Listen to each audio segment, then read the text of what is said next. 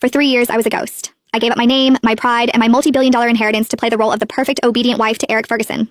I was the woman who stayed in the shadows, donating my own blood to save his true love, while he looked at me with nothing but cold, soul-crushing indifference. To him, I was a charity case, a boring, penniless girl who got lucky. Then came the night his cruelty finally snapped the last thread of my heart. I didn't cry. I didn't beg.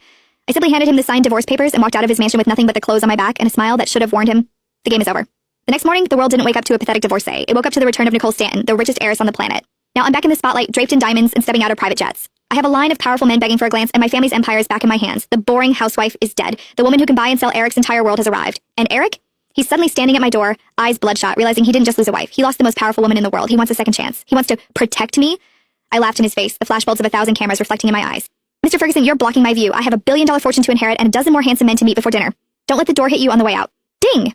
A message alert sounded. Please go to the hospital to donate blood as soon as possible. When Nicole saw this message, she was stunned for a moment like she had sustained a huge blow to her chest. The sender's name was Hubby. Ding! Another message immediately followed. It was a notice from the bank that she had received a fund transfer of $500,000. Nicole scrolled up to look at her message history with her husband. Remember to go to the hospital. Fund transfer $500,000. Remember to come to the hospital to donate blood. I say fund transfer $500,000. Hey, please come to the hospital right away. Fund transfer $500,000. In their 3 years of marriage, the time Nicole's husband, Eric Ferguson, initiated contact with her was to ask her to go to the hospital to donate blood. To be exact, to sell blood. Nicole's blood was sold to Wendy Quaid. Eric also treated Nicole as a stranger throughout their marriage. This month alone, Nicole had already given blood 3 times, which was more than her body could tolerate. Nicole sat on the sofa as her eyes unconsciously became moist and started to blur. Yesterday, while she was waiting for Eric to get off work, she stood in the rain for more than an hour, so she was feeling unwell and dizzy today and did not go into the office. Eric probably did not know that she had a fever either. She coughed and held her phone, hesitating whether to reply. Suddenly, an unfamiliar number sent her a message that crushed her last ounce of perseverance and self-respect. Even if you are Mrs. Ferguson, you're just a nominal wife and shamelessly occupied this position for 3 years. Has Eric ever looked at you once before? He slept over at my place last night. If I were you, I'd find a rope to hang myself. You're just an interfering homewrecker. A homewrecker? Nicole suddenly felt suffocated, depressed, and was shaken. Nicole was Eric Ferguson's legal wife. She gave up her family and friends to marry this man for 3 years, yet she was labeled a despicable homewrecker.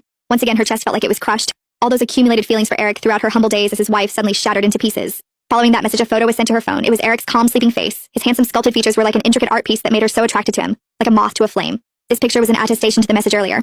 The woman nestled on Eric's shoulder was none other than Wendy Quaid. Although both of them had their eyes closed, the curled-up corners of Wendy's lips showed her wakefulness at that moment. They looked like a pair of intimate lovers. Her phone suddenly rang. It was a call from the Ferguson villa. When Nicole habitually picked it up, Eric's mother, Quinn, curtly ordered her around. Nicole, did you forget what day it is? The maids are off today, so hurry up and come over to cook for us. Nicole sneered and hung up the phone without saying anything. She had been walking on eggshells around Eric Ferguson, trying to maintain this fragile marriage. At the office, everyone underestimated her, but she still did her best to play the role of Eric's secretary. At home, Eric's mother and sister looked down on her because of her unknown origins. They were mean and picked on her every chance they could. They ordered her around, asking her to cook, do the laundry, and even clean the house. Nicole, who was supposed to be the young madam of the Ferguson family, was treated like a lowly servant. She stayed meek and obedient. She also never complained about any of this to Eric for fear of troubling him and putting him in a difficult position. She had endured so much that she was desensitized to it. Regardless of how much others despised her, Nicole was still willing to persist and endure all of it.